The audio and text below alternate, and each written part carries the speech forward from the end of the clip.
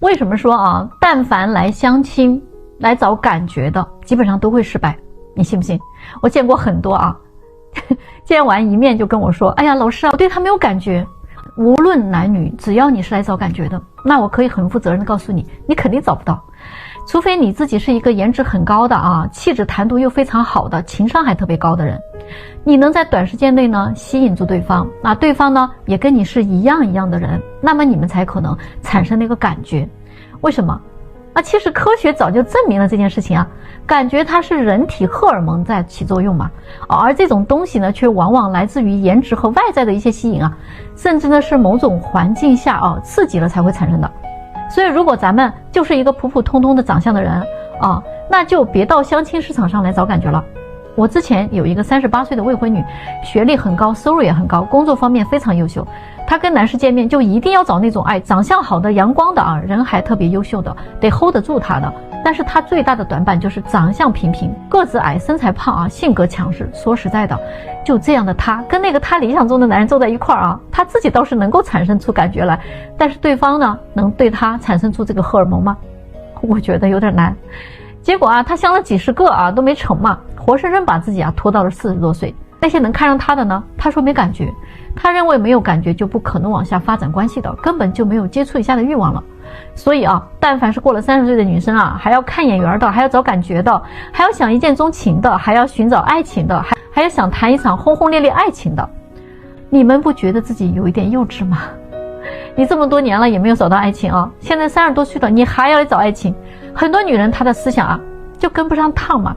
相亲市场真的非常现实的，你跑到这里来找感觉找爱情，真的有点可笑的。因为这里就是谈条件，讲的就是交换，是合适结婚的人选。可能你觉得没有爱情结什么婚我不反对你这么想，但是我所见过的相亲成功案例当中，90%都是通过相亲认识之后，综合评估对方的人品合适，性格合适，兴趣合适，逐渐呢在交往当中建立起来了感情，最后呢走进了婚姻。在这里一见钟情不是没有，但是呢都没有多长久，很快就黄了。所以咱们的重点应该是看对方是不是一个人品好的人，是不是有个责任心的是不是善良的，是不是会照顾人，会不会懂生活热情正能量不有没有耐力懂不懂经营感情等等这些，而不是来追求那个眼缘，追求那个感觉的。现在30好几的人了咱就别再追求那个什么白马王子和白雪公主的童话故事了，行不行我发现现在的女生她真的有很多幻觉，我今天必须得给你们泼冷水。以下的观点你检查一下是不是自己也有。幻觉一男生比女生多了3000多万，你要是离开了我，那有大把的男人会追我的。我拜托，如果你是在农村，那我恭喜你，肯定是有大把的光棍会抢着要你的。但是如果你是在城市，那这个事儿就完全反过来了，那是一堆的女生在抢一个男生的局面好吗？幻觉二，男人根本就离不开女人，没有女人他们一天都活不下去。可是据我观察到相亲市场来的80%都是女生，而且呢她们挤破头都要嫁出去。如果年龄大一点了还没有个男人都会被家里边催。这到底是谁离不开谁幻觉三我要是实在找不到喜欢的人了，那我找一个有钱的嫁了算了。我真的是我都想笑你们，真的。你认为有钱的男人是很好找的吗？嫁个有钱人很容易吗？人家有钱人又不是没心没肺会娶一个不爱自己的女人，人家是有钱又不是有病。幻觉四只要我们发生了关系，他就会对我负责任，低下头哄我，不哄我那他就是承认自己是渣男了。小妹你真的是太天真了，都已经发生关系了，男人的目的都达到了，他怎么会来哄你呢？他来哄你的几率很小。如果真的是这样的话还能来哄你的话，那是真爱你的人，跟你们有没有发生这件事情没有关系幻觉五，我跟你离了婚，肯定会有比你更好的。我的天呀，你还真的是中毒中的太深了，这些毒鸡汤。你就看一看有多少未婚的女人她都找不到对象了，还别说你一个离异的女人，你还想找一个更好的，那你的竞争力是什么呀？人家优秀的男人图你啥吗？他不可能图你离过婚生过孩子，还图你人老珠黄吧。你别跟我说你优秀那些优质的男人他找的是年轻貌美温柔贤惠你再优秀他也不一定看得上的，明白吗？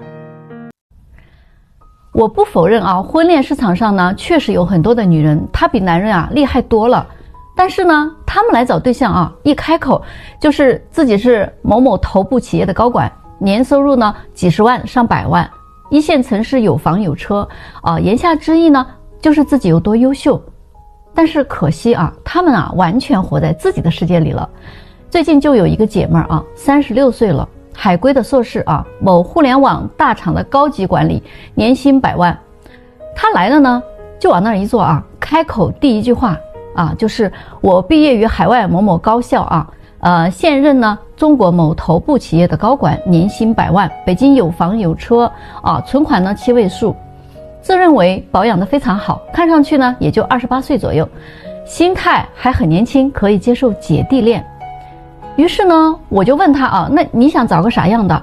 他说啊，我最多能接受比我大3岁以内，硕士以上学历啊，未婚的，市中心必须有房子，面积得大于自己的房，最好呢有2套以上，收入方面呢，最好是自己的收入的1倍以上，工作能力一定得比他强的。要让自己有仰慕感、跟随感，否则呢没有吸引力。如果年纪比自己小，可以接受条件不如自己的，但是呢得长得帅啊，得有上进心。我也不能等待他太久啊，陪他成长吧。我听完之后，我真的头皮都麻了。于是我就直接跟他说了啊，我说亲啊，我觉得吧，你更适合单身的，干嘛非要委屈自己结婚呢？你看你有车有房有存款，生活的逍遥自在多好啊。为什么非要结婚给自己找这个麻烦呢？你自己想一想，你要找的这个男人啊，年薪几百万啊，就比你大2-3岁，事业有成，估计外貌方面你也不想找太丑的，对吧？比如说身高太矮的、秃顶的、大肚腩的啊，这些你肯定看不上吧？那如果人家要是有那个条件呀，他可能根本就不找咱们这个年纪的。于是他就说啊，那我也足够优秀呀，我不像别的女人什么都没有，我还要这要那的，最起码我不双标吧。于是我想啊，我要是再不跟他说点实话，他这个梦啊得做到70岁。哎，我就说啊，这个婚恋市场啊，女人过了35岁以后就很难会遇到优质单身未婚男人选择你了，过了40岁啊，那根本就不要想了，概率为0。何况那些有钱有地位的男人，你以为他们喜欢女强人吗？啊，喜欢高级知识分子吗？真的未必啊。越有钱的男人，他越不在乎女人你能赚多少钱，他们只在乎啊这个女人年不年轻，漂不漂亮，性格温不温柔，胸大不大，腰细不细。可是他还是听不进去啊，说不是所有的男人都像你说的那么肤浅的吧？我真的是服了他了啊。我说啊，现实就是这样的。那隔壁村的老王今年55岁了啊，不肤浅一辈子了，哎，是个女人就行。你觉得怎么样？反正啊，我做了这么多年的婚恋了啊，我还没有见过不肤浅的有钱男人。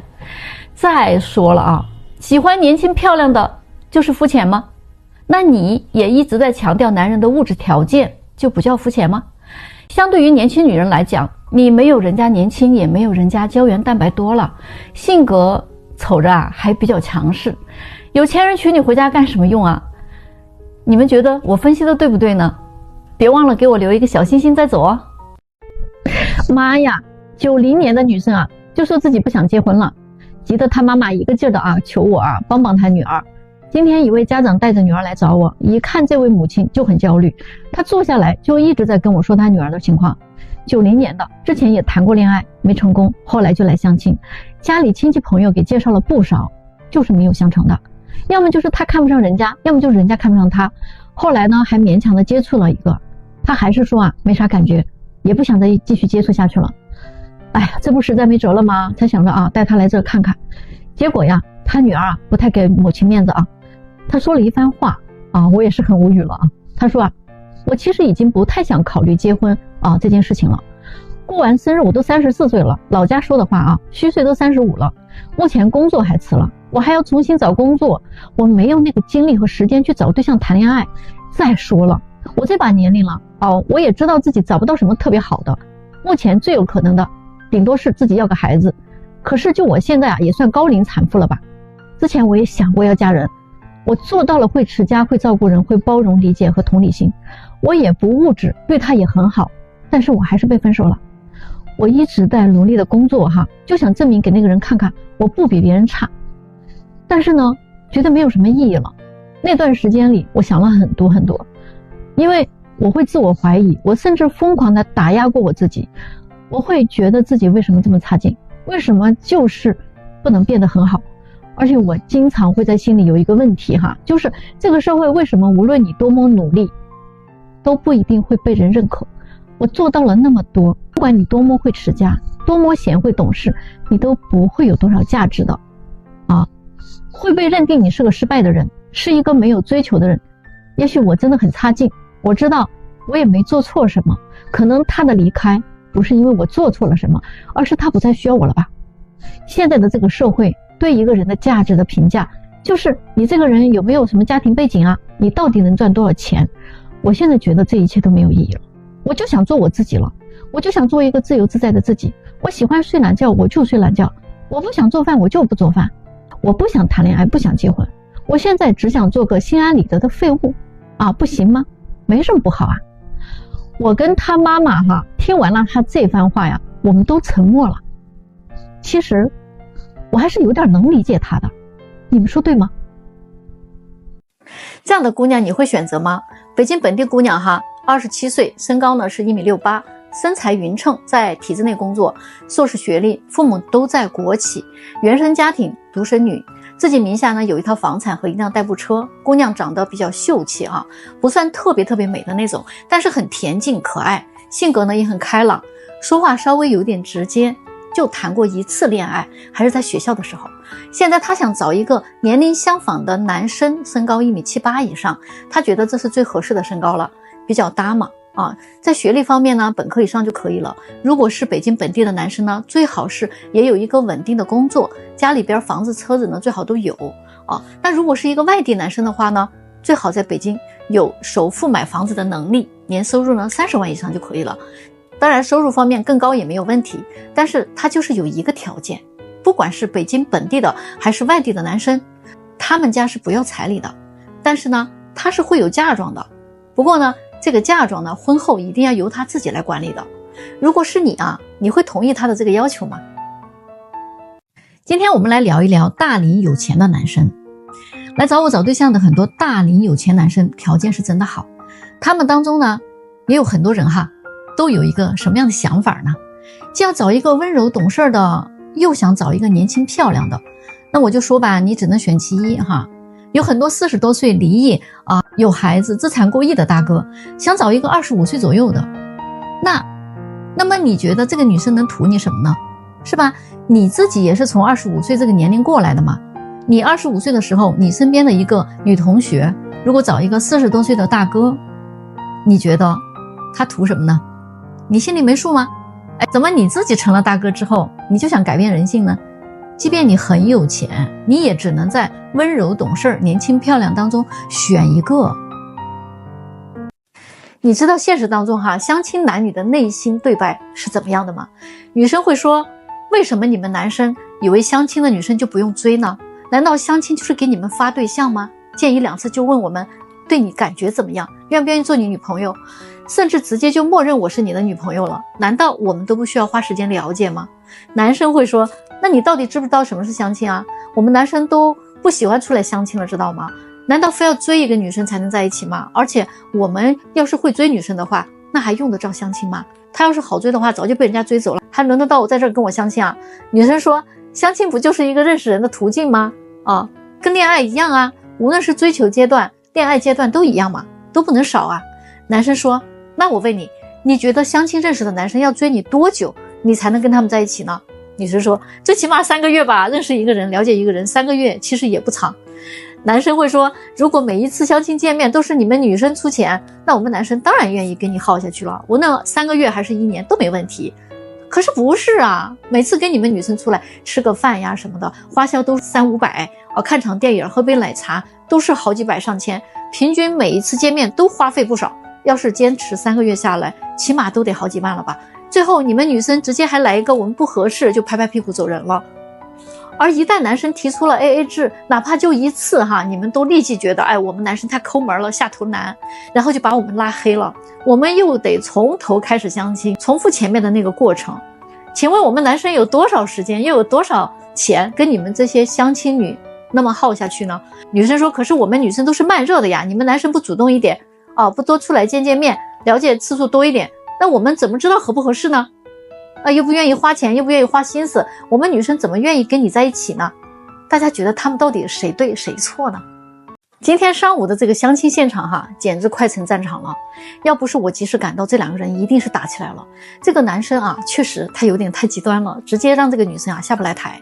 他是92年的，女孩呢是95年的，都是北京人，两个人条件很匹配，门当户对嘛。见面的时候双方都很有眼缘哈，聊得也很开心。结果啊，40分钟以后，我就听到他们俩在屋里叽里哇啦喊上了。我就推门进去一看，哟，这两个人啊脸都涨红了啊，吵起来了。原来事情是这样子的啊，快结束的时候呢，男生就问这个女生觉得自己怎么样。女生说她挺好的，挺优秀的哈，也确实不假嘛。然后这个女生也问他了啊，结果这个男生说，女生也挺好的。但是接下来啊，他就有点不太靠谱了。他就问了女生几个问题哈，他问她谈了几个男朋友。这个女生呢，一直都在读书状态嘛，现在人家还在读博呢。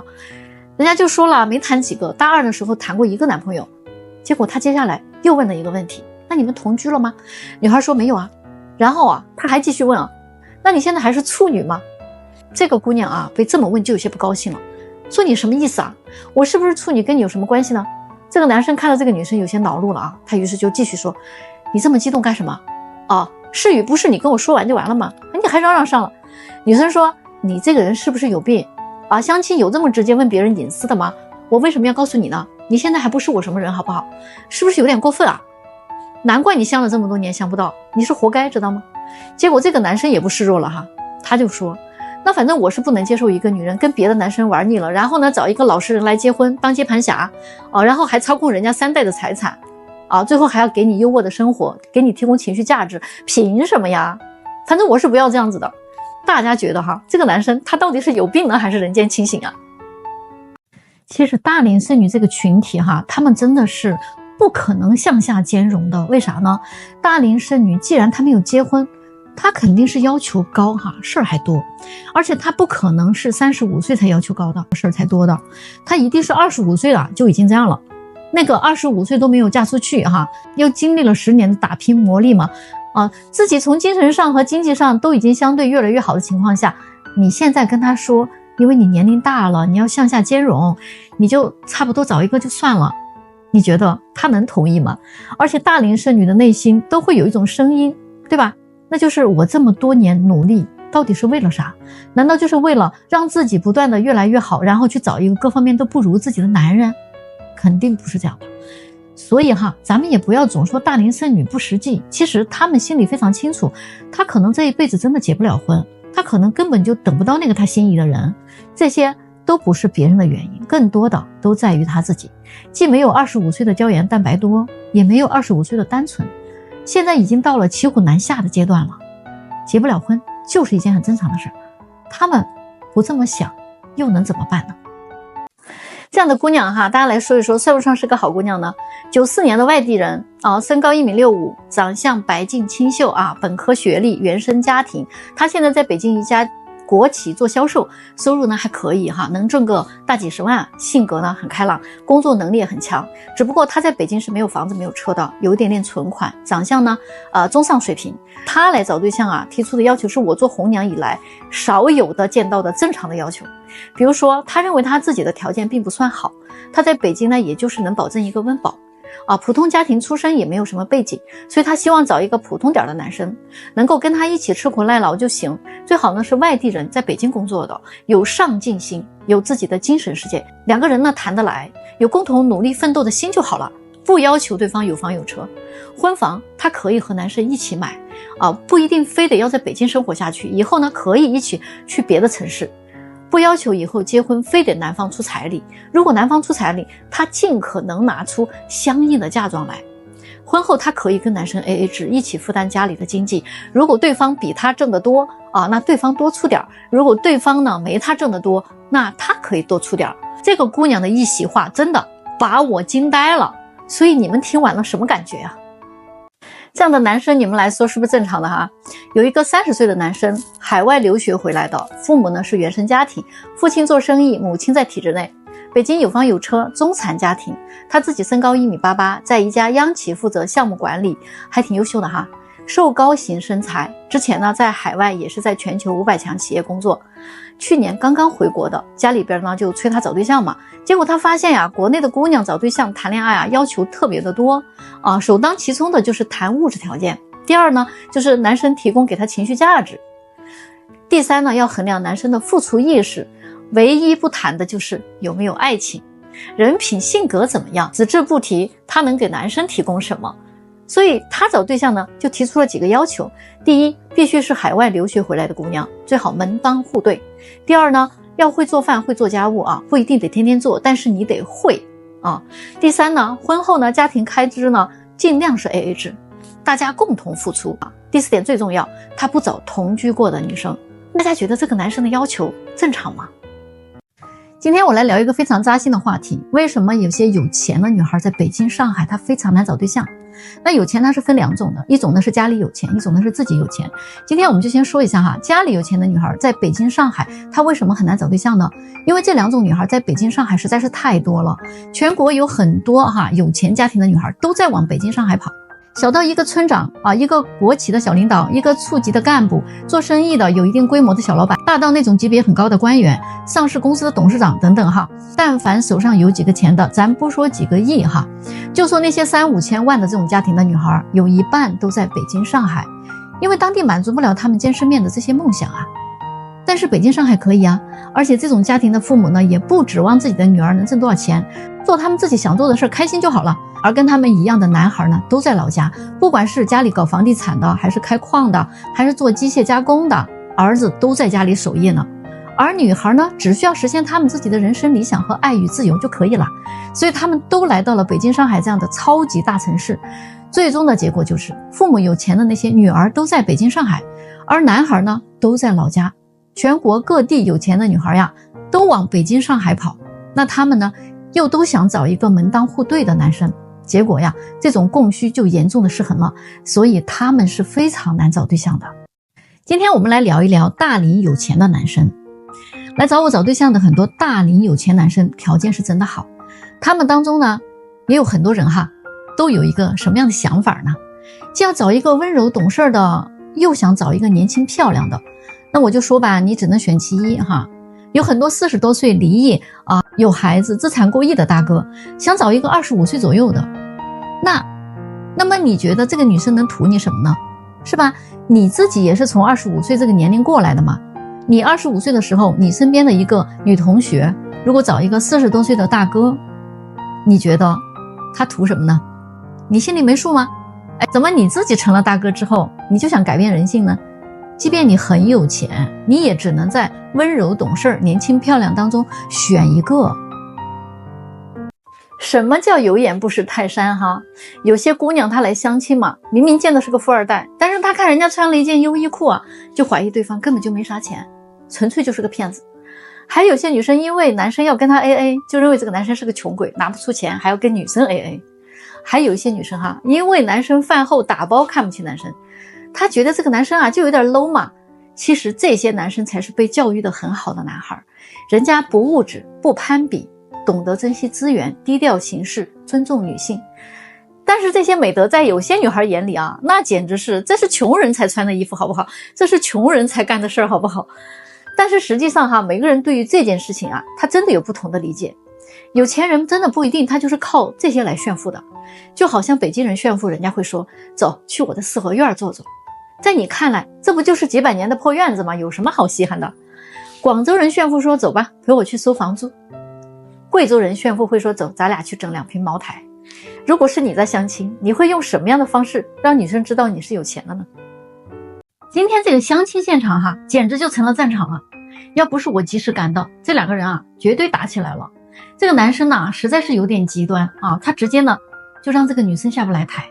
他是92年的，女孩呢是95年的，他俩都是北京人，2个人条件啊很匹配，门当户对的。见面的时候呢，双方都很有眼缘，聊的呢也很开心。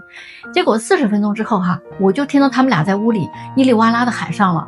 我呢就推门进去看嘛，这2人脸都涨红了，吵起来了。原来事情是这样子的哈，快结束的时候，男生呢就问女生觉得自己怎么样，女生就说他挺好的，挺优秀的。那这呢确实也不假，然后女生也问他了，他也说女生挺好的。但是接下来他所问的问题就有点不靠谱了哈。他问女生谈了几个男朋友，人家说没谈几个，大二的时候谈过一个男朋友。他接下来又问了一个问题，那你们同居了吗？女孩说没有啊。然后呢他还继续问，那你现在还是处女吗？这姑娘被这么问哈，就有些不高兴了，说你什么意思呀？我是不是处女跟你有什么关系呢？这个男生啊看到这个女生有些恼怒了哈，他于是就继续说，你这么激动干什么？是与不是说完了就完了呗，还嚷嚷上。女生说，你这个人是不是有病啊？相亲有这么直接问人家隐私的吗？啊，我为什么要告诉你啊？你现在还不是我的什么人好不好？是不是有点过分了？难怪你相亲相了这么多年，你也没相到，你是活该的，知道吗？结果这个男生也不示弱了啊，他说，怎么着，我还不能有自己的选择吗？我就是不能接受一个女人跟别的男人玩够了，然后呢找一个老实人哈，结婚当接盘侠，还操控别人3代的财产，还要给你幽默的生活提供情绪价值，凭什么呀？反正我是不要这样的。大家觉得这个男生哈，到底他是有病呢，还是人间清醒呢？咱们不要再被那3000万男光棍的数据给骗了哈！知不知道现在中国的女光棍数量已经突破1个亿了？这么多的女生哈，还在做梦呢，还在挑挑拣拣，还在居高临下呢。他们认为相亲就是给男生一个追求自己的机会，找对象呢，既要男人长得帅，还要男人有钱，既要男人有有趣的灵魂，还要男人有胸怀啊，给他万般宠爱。谈恋爱呢，天天就钻研着怎么让男人给他挥金如土啊，怎么才能说3句话就把男人迷成智障啊，如何才能让男人把他宠成小公主啊。40岁的男人哈就已经叫油腻大叔了，可是40岁的女人呢却叫小仙女。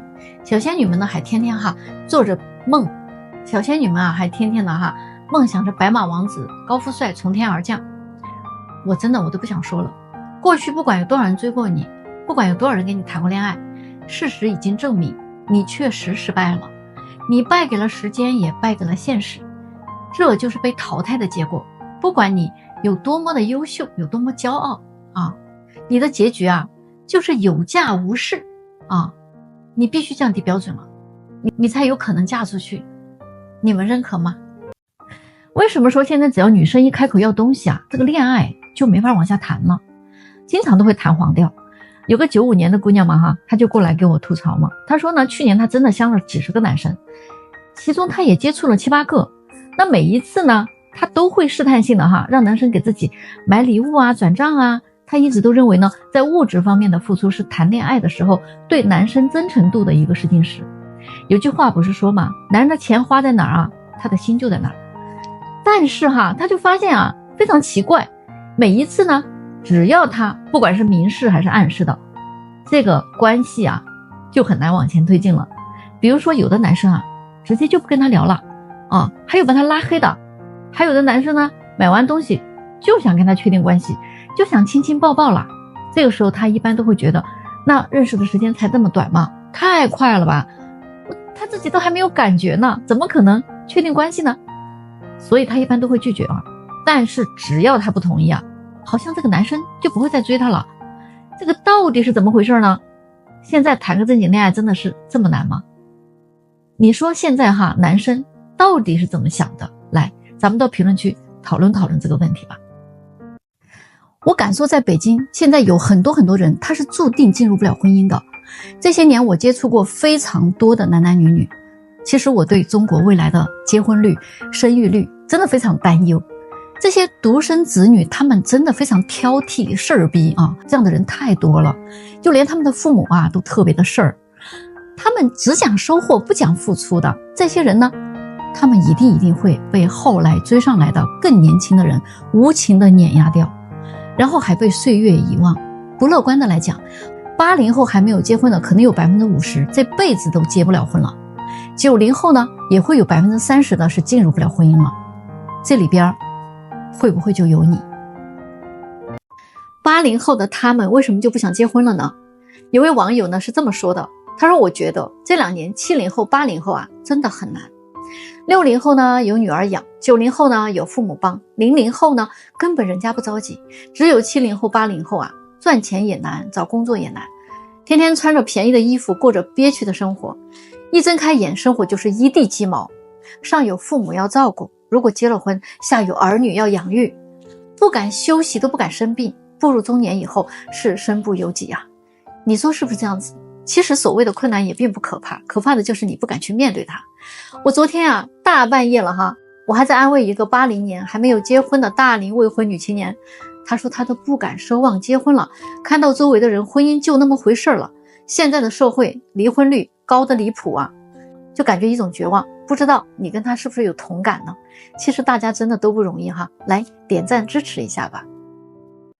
你们知道吗？在一线城市的大龄剩女真的是非常非常多的，特别是在北京、上海这样的城市，她们常常都被贴上各种的标签，什么性格强势啦、挑剔啦、太独立啦、事业心太重了呀。可是这真的是她们自己的错吗？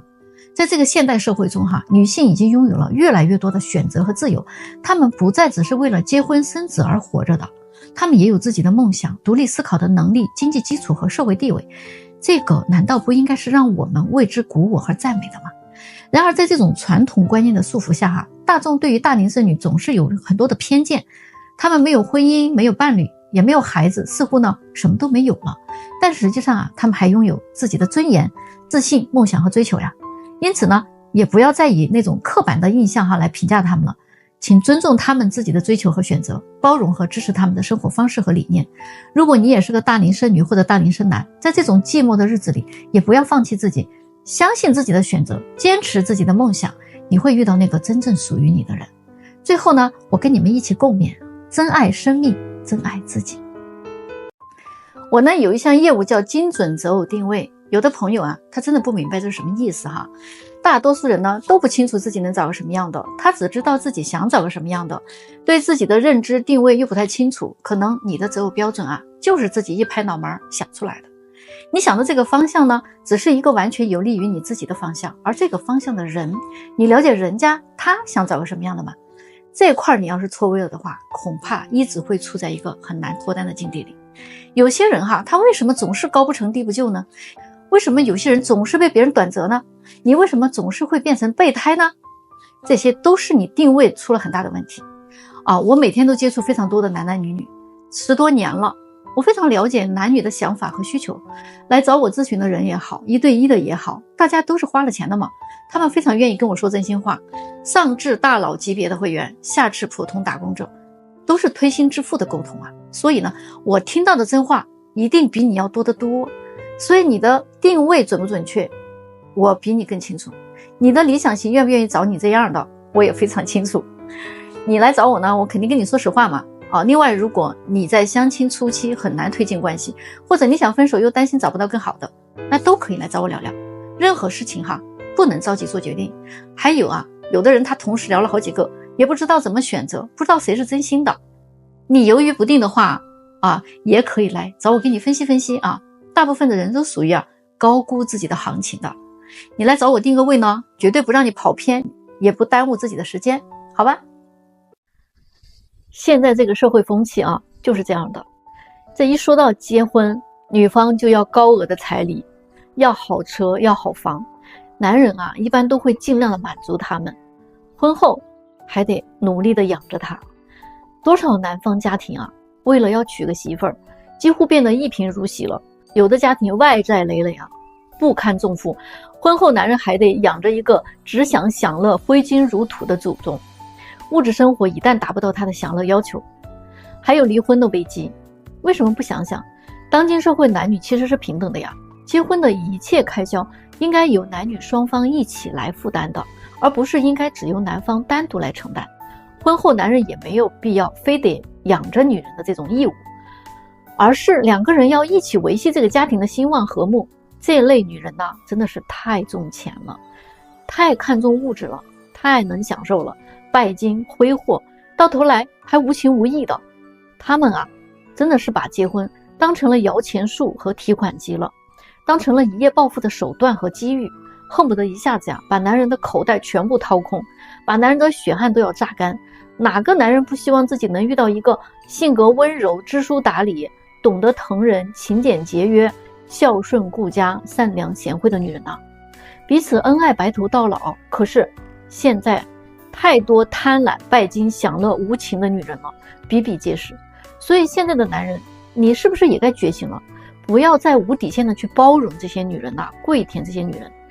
只有当男人自己觉醒了，女人她才会觉醒，她才会知道，只靠男人可能是不行的，我还是得靠我自己。婚姻得双方一起努力来经营，才能幸福，才能长久，对吧？现在的男生啊，他们出来相亲啊，已经达成了几条共识，你们知道吗？反正他们现在大家都在这么做啊。首先呢，相亲第一次出来见面啊，不会全部的消费都自己掏钱的，不管这个女生多漂亮，她有多喜欢，只要是遇到那种非要吃大餐、逛商场的女生啊，他们一定会想办法撤离现场的。第二条呢，交换联系方式之后，这种回消息特别慢的女生，比如说上午发消息，晚上才回，那这个呢，直接就会删除的。大家都很忙，行就行，不行就下一个呗。现在的男生每天工作也很忙啊，女生还希望他主动花时间跟你聊天，那人家也主动了，但是你呢，还要端着那个架子。他如果真的很会哄女生，他有这个功夫的话，他生活中不早就脱单了吗？所以女生啊，也想想啊，你们那些慢热呀、矜持啊，可能现在真的不太管用了。你不行，不主动，人家马上就换下一个了。第三条啊，两个人聊天聊了很长时间，但是这个女生啊，就是很难约不出来，约了3次都不出来，那直接就拉黑删除，谁也不想给谁做备胎的，没有那个功夫给你耗的。第4条就是约会了3次还不肯确定关系的，你约他也不拒绝，送礼物他也收，虽然这样，但是人家就是不跟你推进关系啊，这种女人啊，赶紧删除，那明摆着就是把你当成了饭票啊，提款机，反正他自己又不吃亏，对吧？第5条，确定关系之后3个月还没有打算见父母的，果断分手。要知道你们都来相亲了，就别整那些复杂的东西，行就行，不行马上就下一个，没有必要浪费彼此宝贵的时间的，你说对不对？我今天啊，想跟你们说一个未来啊，婚恋可能会出现的一种现象啊，就是可能愿意结婚的男人会变得越来越少，因为男人现在似乎啊，他没有那么需要女人，也没有那么需要婚姻了。原因其实很简单，一共就有3点啊，虽然有点扎心，但是都非常现实的。而且呢，这第3点可能会让你无法接受的。第一呢，就是男人他这一辈子几乎都被金钱捆绑着，被责任压榨着。那现在的女人呢，都去和有钱的男人谈感情，和没有钱的男人去谈钱。一个月入2、3千的女人，她可以去刷爆信用卡，去旅游，去玩，做一个快乐的月光族。而一个月入过万的男人啊，却是个穷光蛋，每个月房贷、车贷、父母的赡养费、儿女的补课费，男人这一辈子他都在拼命的挣扎，到头来呢，财产是儿女的，工资卡是老婆的，留给自己的呢，只有那个无尽的委屈和辛苦的汗水，挣得少了，甚至还得被老婆和儿女看不起。第2点，90%以上的女人呐，甚至都是嫌弃和看不起自己的老公的。大多数的老公呢，都会被当成一个赚钱的工具。现在老公被老婆嫌弃的原因，不是因为没本事，就是因为没情调，所以呢，才会对其他的男人去动心啊。我真的是很佩服啊。最后的这一点，当今社会还有一个特别有意思的现象，女人如果没有钱呀，90%以上的男人都愿意养着她。那反过来呢，当一个男人没有钱的时候，90%以上的女人都想远离他，生怕沾上他甩不掉了。所以说男人呢，你只能选择一个人去疗伤，一个人呢去自愈。以上的这3点，就是男人他背负的这些责任和重负，压得他们呢想躺平了。或许不需要女人，不需要婚姻，才能让自己啊过得舒坦点。与其爱得那么卑微，还不如自己潇潇洒洒、开开心心的过得好点呢。你们觉得他们的想法对不对？你们觉得我说的有这种可能性吗？你们有没有发现啊，现在的年轻人呐，只要你一跟大家提到这个结婚找对象啊，男女那点事儿，他们真的互相特别排斥，谁都看不上谁。今天呢，我们就来说说女生啊。现在啊，有一波这样的女生真的不在少数的。明明自己出生在很普通的家庭，颜值呢也是一般般，普普通通的学历，也普普通通的工作，工资呢也就勉强养活自己。但是就是这样的他们啊，却有一个天马行空的大脑，满脑子都是男朋友是什么标准，1.8米的身高，有房有车有存款，最好全款买的房没贷款，年薪必须得50万以上，结婚后啊不用去上班，老公养着自己就好了，至于孩子嘛交给公婆带。他们天天的被这些电视剧严重洗脑了，整天就幻想着霸道总裁爱上我这种桥段。达不到这样的条件呢，他就免谈。抱着这种思想的女生，将来估计有一大批的大龄剩女根本就嫁不出去。没有别的原因，就是他们自己作的。为啥呢？你也不想想，就房子这一项，同年龄阶段的男生有几个能靠自己的收入买全款的房子？别说是在北京、上海这种1线城市，就是在2线城市也是不容易实现的。那就这一条已经排除掉一大半的男生了，对吧？你再加上你还要求年收入50万以上这个条件，那咱想想，有几个30岁以下的男生能够达到年薪50万呢？毕竟还是凤毛麟角的一些人。那这种条件的人，他是稀缺的呀。他是缺媳妇儿还是缺智商啊？他们找对象啊，也会看对方的条件的。那你说，如果人家找你，那喜欢你什么嘛？喜欢你不会做家务啊，还是喜欢你工资只有3500啊？咱们有些小姐妹啊，你想让这样的男生选择你，那你得在女生当中是个佼佼者啊，不论你的颜值、学历还是家境都得跟得上啊。还有甚者啊，想找资产过亿的男人，那这些女生天天你真的做梦吧？你也不想想，财富积累也是需要时间的，暴发户啊毕竟是少数的，那资产过亿的男人年龄必然是不小了。大叔们啊，要么都是已婚人士了，他们的媳妇儿难道不是从花季少女的时候陪着大叔一起白手起家创业的吗？哪有那么多的不劳而获？这样的女生啊，你呀好好想想吧啊！霸道总裁爱上傻白甜这样的桥段呢，在现实生活中是不会发生的。